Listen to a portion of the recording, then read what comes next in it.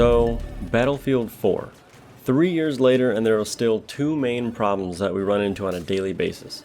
DICE has tried to fix some of these issues over the years, but they are still present today. Now before I get into the video, I'd like to say that Battlefield 1 is working to fix these. The first problem, hit detection.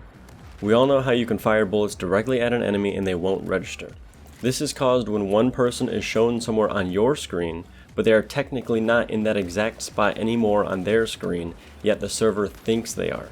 It can definitely be frustrating at times. This problem is due to the low server sync speed or tick rate and player-to-player connection. Currently, Battlefield 4 official servers have a 30 Hz system.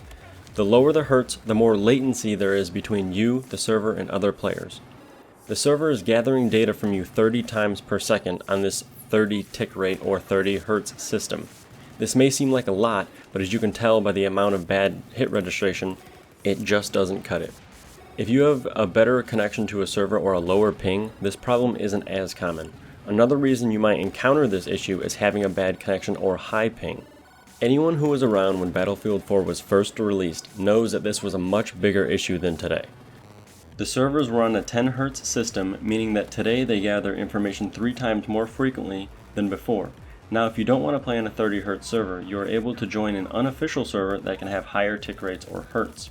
Now upcoming in Battlefield 1, every server is going to be at least 60 Hz, essentially gathering information twice as often as Battlefield 4 after the patch and 6 times more often than initial release. The second problem, death behind corners. Sadly, another issue we have all had to deal with. It can be very aggravating to run behind cover to keep from taking damage just to end up getting killed by someone anyways. This problem directly relates with the first one, the server tick rates and player-to-player connection. These reasons are why having a better connection to a server can make a big difference. Here's an example. You have a bad connection and the enemy shooting at you has a good connection. You run behind the corner but still die. This happens because you can see yourself behind the corner, but since it takes longer for your information to get to the server, it still shows you in the open to the enemy with the better connection. Now let's say the enemy has a bad connection as well. The same issue would almost happen, but since your enemy's detection is also bad, they would likely see the hit detection issue and you would end up safely behind the wall.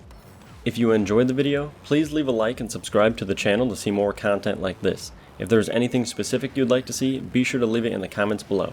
Thanks for watching.